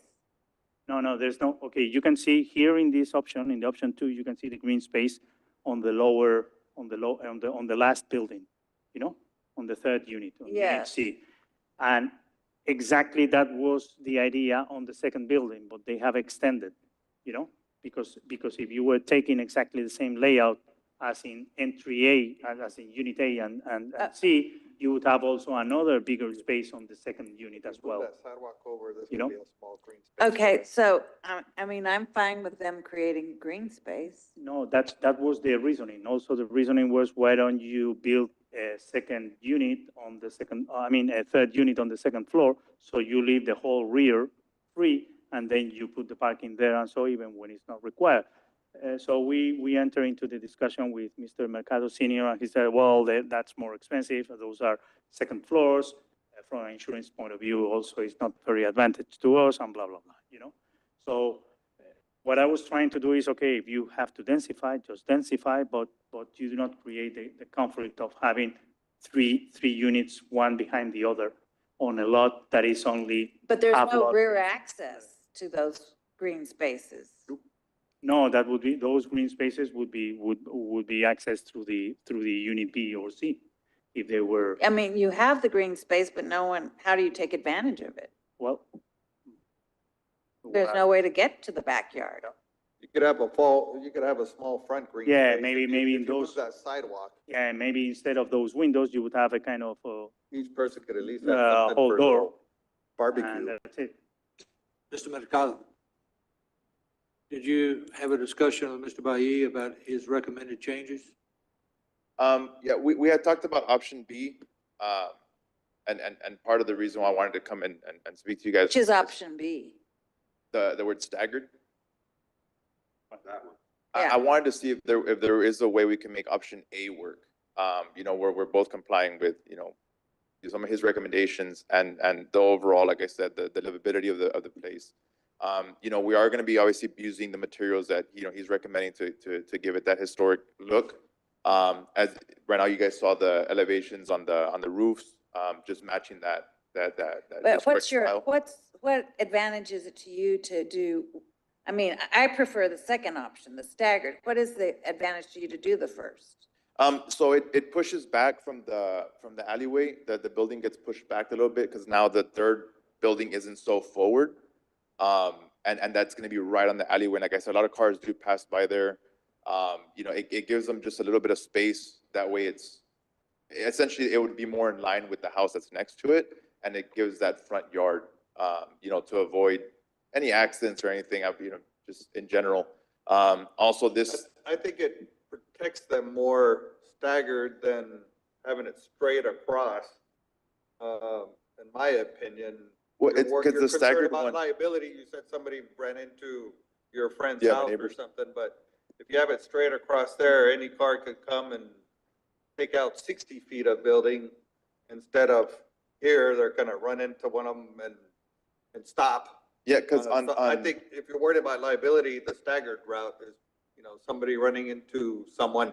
Mhm. Uh, This one gives us 5 feet, and on option 2, the third one is right on the property line. So there's no distance between the alleyway and the building itself. It's right on the alleyway. Well, the nice thing about option 1, which we're looking at here, is that there's green space in front of the units. Who the would issue- be responsible for maintaining the green space? Who's responsible for watering the grass in the green space? I mean, it's a rental property. What's it gonna look like, Mr. Mercado? I do have a 4-unit property. I don't know if you guys are familiar with it. It's right in front of Burns Elementary School on Alton Glore.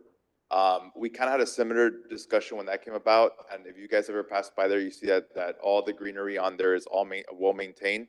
I do have a landscaping company that takes care of all that for me, and they do water because I know a lot of the tenants will not water, so they take care of the watering for me. And in return, I give a discount to the tenants, so I charge very low rent to them, and that way I can take some of their water to make sure I'm watering the grass and everything looks nice and neat.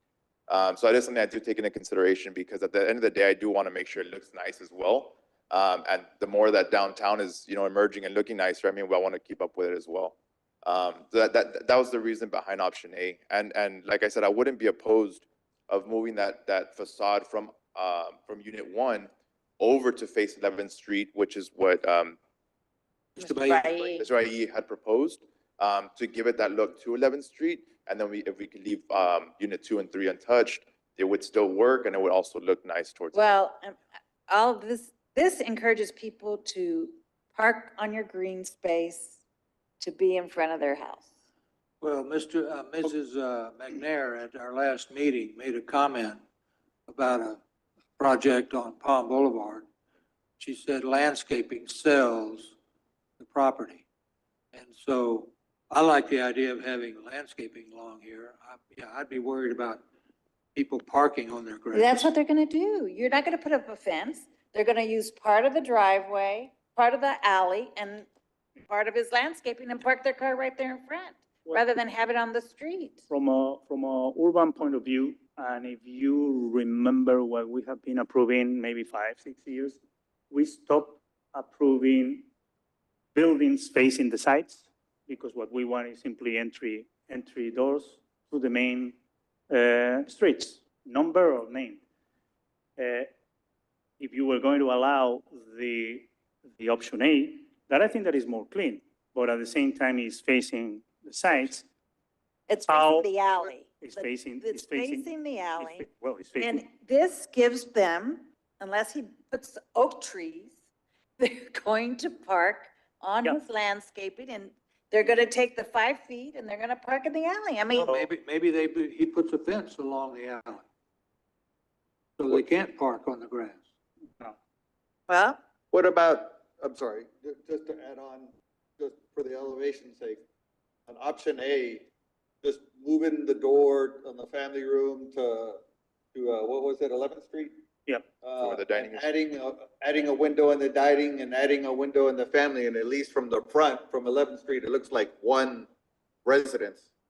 And then the other two entrances are along the alley, but at least it has a better appearance along 11th Street. I mean, you're moving a door, adding two windows, and it just looks more like, So little you're- more, I'm sorry, Mr. Bay, so you're saying once we center the door, adding another window here on the side? yeah, Okay. adding one on the dining and adding one on the family facing 11th Street. Well, I can understand moving that door around, so, from the family room, that's where the entry would be like it is now, but it would be facing 11th Street. And as a contractor, I think you would agree that if option one was done, all of his subcontractors would be doing the same exact thing Right. in each of the 3 units. That's, So it'd be cheaper. Not really. That's the issue. Just adding a window, they give you a per square foot cost to frame if you add a No, but what I window. mean is, Uh, with the floor plan exactly the same, where the toilets are, et cetera. Oh, yeah, yeah. You start building in one unit, it's gonna be So the that- same in the other two. Yes, that's right, Mr. Walker. That's how we address here in West Levy, the duplex and the entry door is facing West Levy, Right, so we- the rear to the ADU, and the ADU has their own entry, and then the parking on the back. Because you can see here an organized, let us say, Nice. complex in which everything is organized. And so yes, it's very nice. if you, you are doing is simply propose, imagine that it was allowed here to have this same house with the entry door to West Levy and then the others to the side. Because then now the alley, okay, is the alley, but the matter is there's only other resident coming here asking, no, I want to do exactly that thing here on this other, in the lot adjacent to this 510 West Levy. Are you going to say no if you have already approved? A house that is facing two entries to the side, to the You're side, 100% correct. to the That's side, exactly not to the right. alley, forget the alley, to the side, and the other one in front. Then we have forced, by the way, this is a Ricardo Diaz designer, the one that designed for Tony Martinez, the previous building at Jackson. So how are we going to enforce that same rule? for the No, others? So you have the to matter, be consistent, 100%. what I think is that you have to be always consistent. Yes. And the consistency, yeah, okay, we may find that project is not very beautiful with the entries facing 11th Street, but finally what you get is the entry spacing to the street that you have, not to the artificial alley.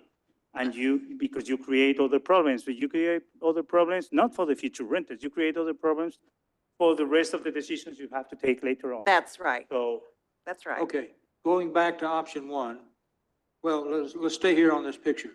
What if Mr. Mercado built a fence like this, but only half as tall? Why half as tall? Well, I mean, To get more sunlight into the units or what? no, if you Yeah, remember the I- discussion, the discussion with Ricardo on those days was that he was going to buy the adjacent lot to create in Courtyard. the other two adjacent to create a U with a garden space and so, but because we were not sure, we never allowed him to open the other doors facing the side. So Okay. we say, no, Ricardo, you open the entry door to the main street. No. The other I- one, It the has to be the the second ADU option. He has a and- very good point. So- We have to be consistent. We want to face the main street. We do not want access from the alley. I mean, we do. We need to be well, consistent. but you look at that, project on Levy, not everyone faces the front street. And there's entrances over here on the side. No, those are, no, those are windows. They're what? Those are windows.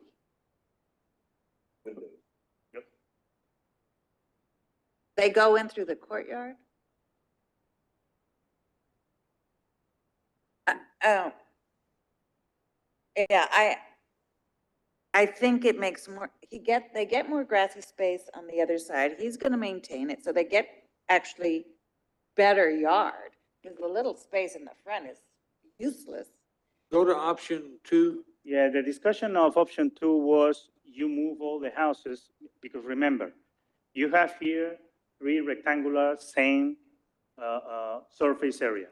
If you move the unit B towards the alley and unit C just glued to the alley, what you would find is a green space between the unit A and B and a bigger green space between unit B and C. But what the designer did, naturally with a good criteria for them, is no, I'm going to now extend the unit B, only showing the entry to the 11th Street, and then move the same layout for unit C, creating that green space. Well, Okay, the third unit, the one on the far right, is it sitting right on the property line?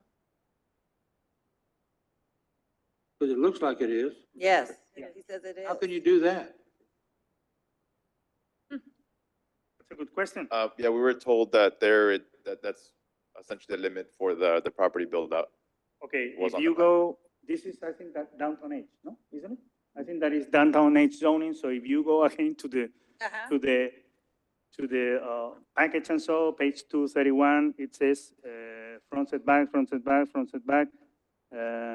side setback minimum, 5 feet, side setback, secondary street corner, commercial, 0. If I were the developer. Rear for- setback. For this project, and option two was the one that you would build, you would be allowed to have that third unit on the property line. And up at the top, I'd make those, that floor plan larger, so you could charge more rent. I'd make the bedrooms larger or whatever, but I'd make that third unit a larger floor plan. I'm sorry, do you want green area? If there was a solution, would you want some green area? I just try to do it just enough to where it kind of looks nice. It gives a nice appeal. 'Cause But are you expecting these to be families? Are you Yeah. expecting this to be couples with families? Well, at least up here, there's a little yard to run around. Well, in. if I could probably come up with a way without changing the floor plan, just making it a U to where this green area is this person, and you just flip the door, so this person enters over from here, this is gonna be his green area, this person enters, this is gonna be his green area, and the only one that doesn't get green area is the one in the, actually would be, yeah, they could have this green area. There's a way to get them greener if you want it.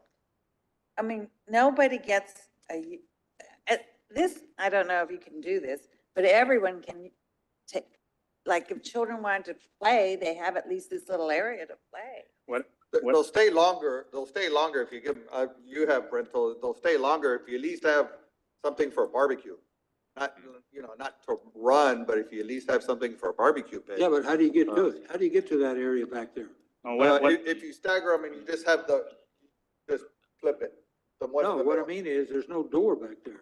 What I feel, Mr. Well, no, Mercado, that's why, hold on just a minute. Let me think. One Keep thing on that talking. also has concerned me is, and one thing I've noticed is that, too much area also calls for buildup of like used as junk.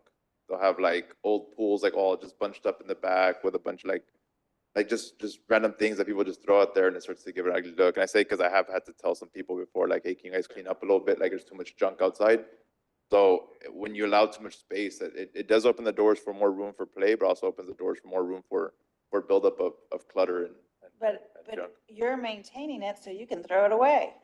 I wouldn't throw away people's things though, you know. Mr. Velez, yeah, I mean. would you show the elevation of 11th Street again? With the staggered, yeah, right there.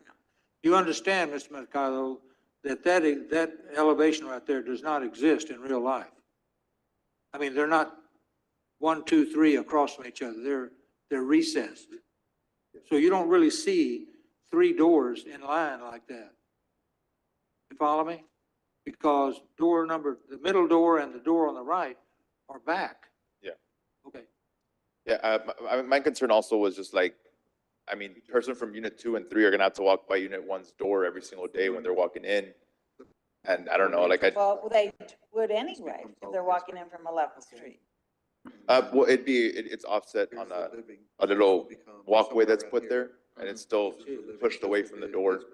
So it's like you're walking the sidewalk to get into your little house versus walking right past the front door. I know it would make me feel uncomfortable if someone's walking right past my front door, go to their house. Everyone walks past everyone. I mean, the doors are just pushed back, but you're walking past them. If you're parking on the street, you're walking past your neighbor. Yeah, but you just give me a little bit more room, cause here, it's where that walkway is where it says 3-foot wide walkway. To get to door number 2, you're right past door number 1, and then to get to 3, you're right past both of those doors. It's a little bit closer, and it's just. You're walking past them. I mean, that's without a doubt. You're smack dab next to each other. You're walking past. Near each other, we're right next to each other. I don't think Fernando can do that. What do you mean?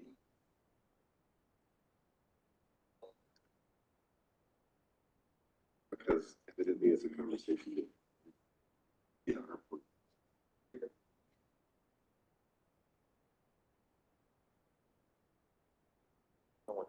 Okay, Mr. Mercado.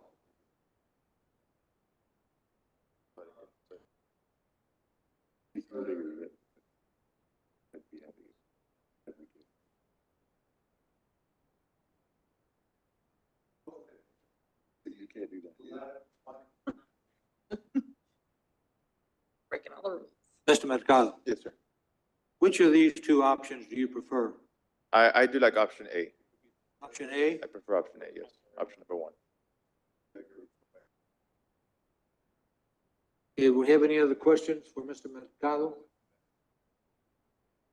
No? Is there a motion to close public hearing? So moved.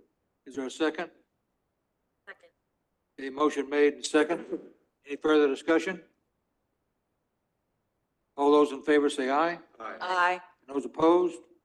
Motion passes. Okay, I'll entertain a motion to approve one of these options. Which is the option that's up on the screen now? A. A. B. This is That's B. This is Okay, B. Option 2. We should say option 2. He prefers option 1. Yeah, Can you flip, Juan, can you put up option 1? Where all the doors face the alley. yeah. That is just an invitation for people to park in the alley. That's all that is, because at least this way, there's not, they'll park in front of the first one, but they can't park in front of the second. And they definitely can't park in front of the third. Mr. Velez, can you show option 1? Floor plan? Okay, right there. All right. And the front, what's the front facade of this look like on 11th Street? Yeah, I'm a little offended, Mr. Mercado, by that elevation, because I feel like there needs to be more windows. Yeah, so, On the like I door. said, I'm open maybe to the doing door. what Mr. Bayet said and centering right there, that front door, that front facade. Yeah. And then adding a window to the right of it. So you would have Okay. the kitchen window on the left, the family room on the right and the door center. Okay. Well, All right. I prefer option two. I think option two, and that you have the precedence of having something facing the main street. I do not think you should, if we have made, and I wasn't here when you approved levy, but if you've already made that your precedent, why are we changing now? Just because it's closer to the alley? What is your, what is, I mean, honestly, what is your reluctance about that, the option two? What is my objection? To option two? Well, I personally don't have a problem with option two, Okay, but the client here doesn't want to do option two. well, you will do option two, if that's what's presented to you. Correct, Mr. Mercado? I have to follow what you all say. Yes. I would prefer. And sometimes you have to follow the rules. Well, I don't know that we've set a quote, a precedent by the Levy Street project. That stands on its own. I agree, and the issue of precedence is important, but otherwise, if we just operate under precedence, we wouldn't need to meet. Because once you establish precedent, I think Well, we're here to interpret sometimes and to modify when need be. Okay, and what is the need not to do B, say, option two as opposed to option one? I'm just talking in principle, Okay, because you were talking in principle too about Okay. precedence. so if the preference is for two, what's the objection to two? If your preference. Yes, if the preference is, if I make a motion for option two, what is the objection to option two? He doesn't want to do option two. I do think aesthetically speaking, option A, and if we do the suggestion that Mr. Abiyah had given, I think it would look a lot nicer. And staggering it and altering how it looks, just because we want the door to face 11th, I don't totally agree with it. I think if we can give it a better aesthetic appeal and it could look nicer and still work, you know, for the tenants and for the city as well, by just doing that change to option one, I don't see why it shouldn't be, you know, possible. Okay. Would you be willing, I don't know if there's an urgency in getting this project underway, but would you be willing to come back at our next meeting with revised drawings on what you truly want by having the first unit to have the door facing 11th Street? I'd do the door and the window. Additional window. Yeah, An yeah. additional window, and maybe look at staggering the two back units, so that the doors face 11th, but if not, face the alley. I mean, are you under some kind of gun, so to speak, to get this project going? There is some urgency based on funding from my bank, just from what the funding has been approved and everything under certain interest rates and all that. Obviously, it's something I have to been taking into consideration. You know, so I have been kind of under timeline, but if it's something that you guys need me to do so we can kind of come to, you know, a better agreement or some compromise, then I'm open to it as well. Okay, well, let's see if we can resolve this. Okay, well, I think option two makes sense. Okay, I would make a motion to approve option two. okay, we'll see if you get a second.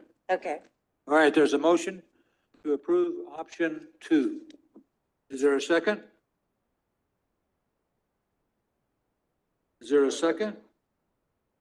I mean, I like it if that's the only Yeah. choice. Can we vote for, depending on what he votes for, I mean, depending on what changes he's willing to make, can we vote for both? I mean, option two is a lot more appealing than option one, the way it is. Yeah, absolutely. There's a motion on the floor. I'll make the second, to vote. You'll second the I'll make motion? the second. But Okay, are we taking into consideration that option one will be changed to having the door on 11? well, I was hoping that we would be able to get that motion, but we've got a motion now for option two. No, just saying, just that we're not comparing option one and two on the screen. Rather, option one is the one with the proposed changes that Mr. Bailly had given. Well, you could do on option two, you could move the door over like we were planning, like you were willing to do on option one and add a window. You could do that. Actually, there's a door and a window in the living room. If he just moves them to the front, he doesn't have to add anything. Just move the door. There's a door and window in the living that he, move it towards the left. But we would still have the staggered doors for, entry doors for the middle unit Staggered and or the not back unit. staggered? Is that right? Yeah, because I wouldn't, I mean, moving it's compressed unit one. With this style, it's had to bring down unit Yeah. one size. Yeah. So if we move it, it would just be a little, the compression of it, it wouldn't work as well as if we move the door on option one, where does have that extra room. Moving the door won't compromise any of the livability in the unit. I just worry about that back unit being on the property line. No. Can I, Yeah, can I make I a- don't know about that. I don't remember if the property is in downtown Edge or in downtown General. If it is in downtown General, it is allowed. If it is in downtown Edge, it has to be set back. I'd prefer that it's not for security, for people, not for cars, more safe, but just people walking along, not being able to have a fence along the alley. may I make a comment? Yes. If we go with putting the option that Mr. Bailly has proposed, putting the door up front and still leaving the other two doors kind of facing to the back. But her concern is people parking in the alley. Would you be opposed to putting up a fence of some kind or to prevent parking on the green space? If I do option two, what's on the property line, but if we did option one with the changes Mr. Bailly presented and then putting a fence, I'm not opposed to that at all. Where, okay. And then, but there's no room, there's no, Right. okay, go Let's to say the one. layout of this, Option one? of option one. Okay.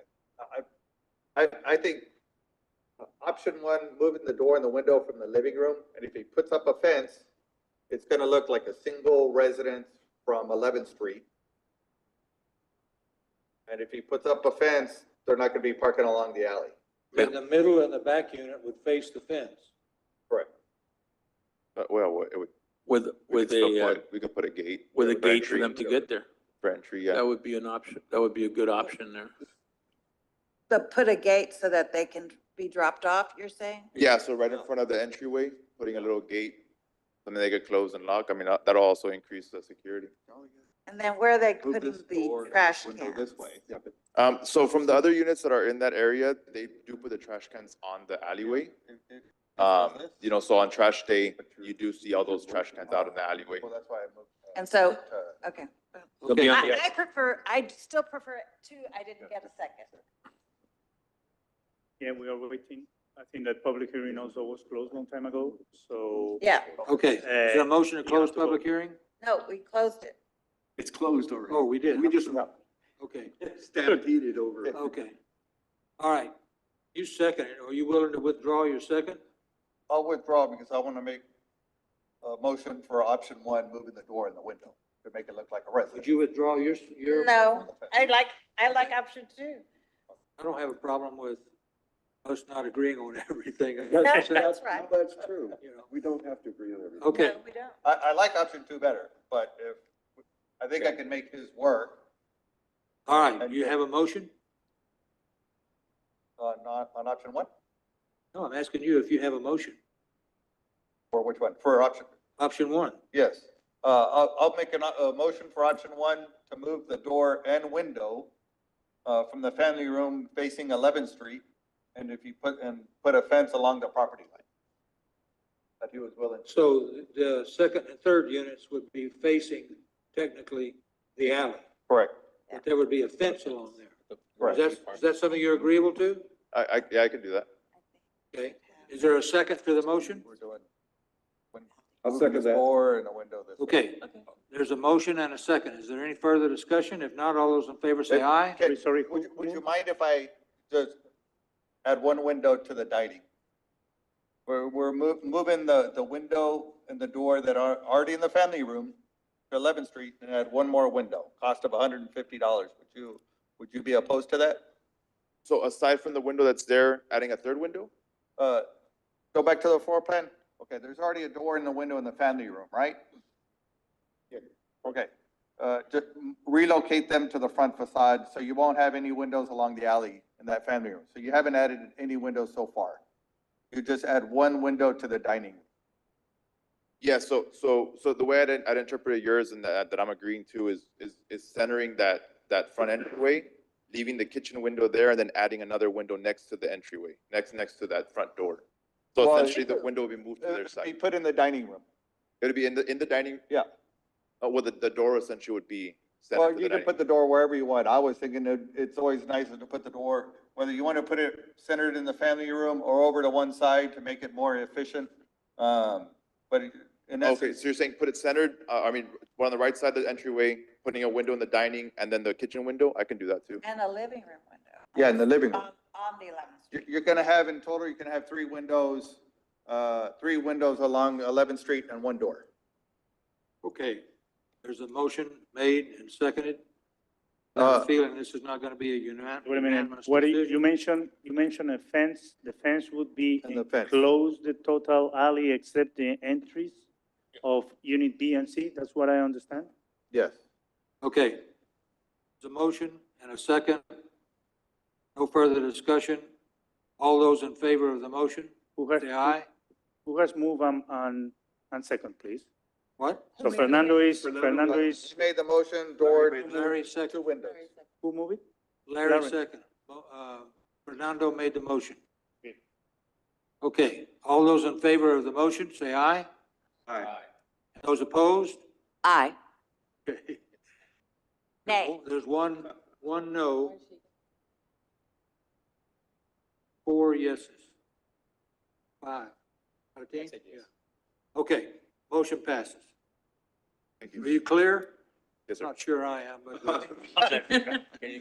Yes, sir. Thank all you. right, thank you very much, Mr. Okay, Fernando. let's move very fast through the workshop, please. Okay. So you have a package here. But I have a start with the 2 pages, page 12 and up to 15. You would see there that, okay, the purpose and the composition of the Historic Preservation Commission. Also, letter E says they continue education and training. This is something that I'm kind of concerned because supposedly the board members should have to have at least one of them. Orientation every single year, attending real places and so, just to maintain a kind of continuing education, on historic preservation. The Article 2 develops what are the kind of profile that is needed on to meet by the board members. Then also the Certified Local Government Handbook explains about that. This is the Certified Local Government. At any time you may want to read it calmly. Then there's another document.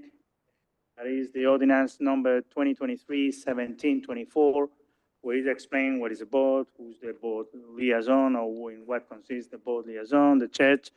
The conflict of interest is interesting that you have to go to the website of the city of Brownsville to be aware of the city's ethic ordinance, especially regarding the conflict of interest that you may have. Then you have here the appointment process for the board. By the way, all of you have been appointed, both because all of you have been appointed at the same time.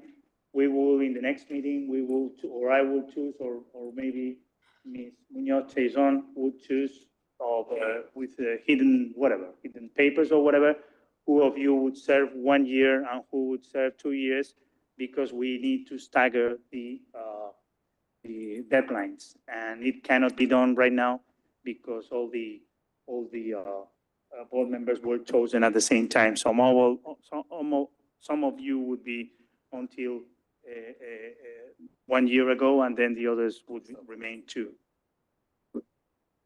The responsibilities is also something that is very clear on the Certified Local Government Handbook. Please read it, because you would see that you have to enforce, and enforcement is always done through the Secretary of Interior standard. And it does not only regard to the proper building, to the style of the building, but precisely to the building site and district neighborhood. That's the reason, again, to enforce this kind of or rules regarding, for example, the one that you have already taken, that is entries facing the main streets and so, such as the rest of the neighbors. The authority is shown on the UDC. You have all these powers and duties to be done. Some of those you do not even approach, or we have never considered so. So all these kind of things, I mean, can be done by the Historic Preservation Commission. By the way, there's right now open grants to have or surveys or new National Register historic districts. And the main important point is that those grants cover 50% of the money, and the other has to be matched by the city. So for those that are interested to extend National Register historic districts or have new potential surveys done in other neighborhoods, I will recommend to approach me, so I can give you the National Trust Fund right now, guidelines. So we may have on time the requirements, but we need also, you would need to speak with upper management, with city manager and city commissioners, because that's the best way to get it. So if you are interested to get national historic districts, I would strongly suggest you to speak with the commissioners and the city manager to get those in place, so you can have a real very good advantages. Now, the one that we have for downtown, does it reach Palm Boulevard? No. No. No, the National Register, I mean, the survey of 2018 was highly recommending to get Los Ebanos as a neighborhood that is really closed and clear on the, on the development of Brownsville. That has never been done, and it's even recommended by the Texas Historical Commission. So if you want it, I mean, such as if Mr. Leal wants to have a survey of his area and so, I would strongly recommend, or the chair wants, or where he lives and so. This is probably one of the most important things that we are going to see is you are a decision-making body of Brownsville, except for demolition. You would see here the table. If you go to the 4th column, you see Historic Preservation Commission, Historic Preservation Zoning Map Amendments. Okay, R is a recommending body. That's done through mainly zoning districts, but they are not going to change right now anything. If they were going to change something, they would have to come to you. And demolition can also be applied to the city commission on a kind of a disagreement. But for any other certificate of appropriateness, if they don't have your approval, they cannot do anything. This is a table that is really important, that you will see on the papers that I'm giving to you, and you have always present these kind of things, except mainly demolition that you can table, such as we did, and we are moving forward. For example, with the house of that is owned at the 7th and Jefferson Street, owned by Mr. Garcia. We are working on that precisely to avoid kind of apply to any kind of complaint in front of the city commission, and we can save that very important house. Well, we have here a long list that you would see, but mainly the certificate of appropriateness, the staff can only approve a very short list of approvals, mainly for minor maintenance aspects and so, and the rest of it goes to the Historic Preservation Commission. The requests for demolition, if we were if you were going to be picky, you have a lot of, here data to request to the property owner. Reasonable economic hardship is one of the very hard points here. I would recommend you to read on the documents that I'm giving to you because you can ask for whatever you may find that is reasonable, just to see that the property owner hasn't done anything on the last 2 years, and naturally, he's not neglecting the structure as well. You can also postpone the demolition, and if that postpone goes over and over, you can even submit that proposal of demolition to the city commission. Then the 4.3 goes to the zoning districts, and there have been a lot of questions in that regards to setbacks, and so I would recommend you to see pages of the zoning districts. The building types refers simply to the kind of building that you can build independently of its use. I mean, you can build a church and have inside a mechanic shop. Okay, that's absolutely a contradiction, but it's a real fact that it happens not only in Brownsville, but in the United States. So that you would see on the building types, how are regulated and so, and what kind of building materials can be built with. And finally, the zoning regulations allow, the 4.6 allow for a new development within the historic district of Brownsville. The Open Meetings Act, I have received 3 trainings right now from 3 board members and 1 resume from another one. Remember that this is requested not by me, but by the Texas Historical Commission. So I would be very grateful if you can send it to me as soon as possible, because I think that we are far away from the famous 3 months. And that's all. If you don't have any questions, you may. Okay, go back to the paragraph on demolition. Yep. Right there. Next to the last sentence, what does it mean to treat the site? For what? Termites? What? The loss of significance? The owner must treat the site once a demolition is done. Okay, yeah. I mean, imagine an owner that requests a demolition, but then he or she doesn't want to develop immediately the new building and so. Well, what the owner has to do is treat the site in a way in which it cannot be eroded, or in which you have to remove the previous foundations. And so that is already developed on that chapter on 425, that is where the requests for demolition are located. And you would see that there are 3 treatments, and you have to follow. You have, for example, if you have a curb cut, you have to return the curb cut as a sidewalk, especially on traditional neighborhood. Why? Because you cannot park in front with the new rules.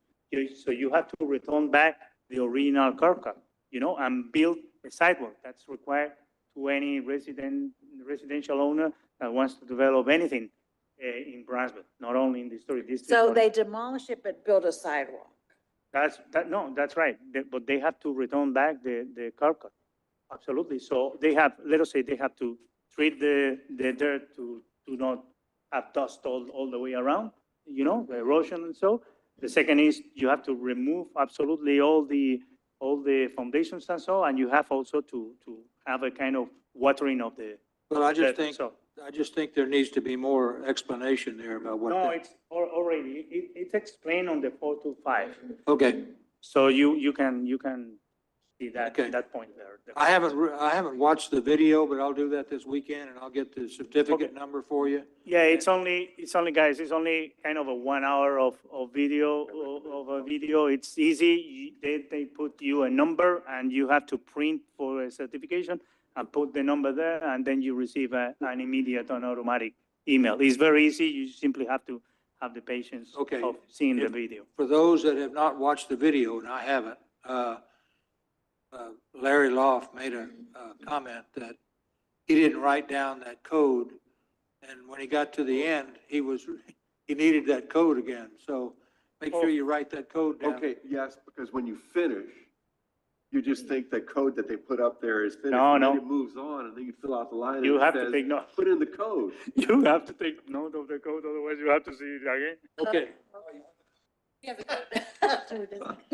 Okay, is there a motion to We take- adjourn? A motion to adjourn, what time? Motion to adjourn? All right, motion made. Is there a second? Second.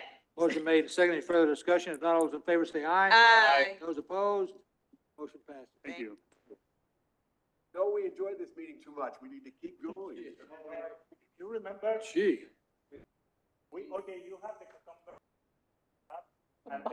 and then there are 5 Caesar salads and 3 Main Street delis. You have to leave 1 Main Street deli for Mr. Leal because Martin cannot have the Caesar salad because he's allergic to seafood, all right?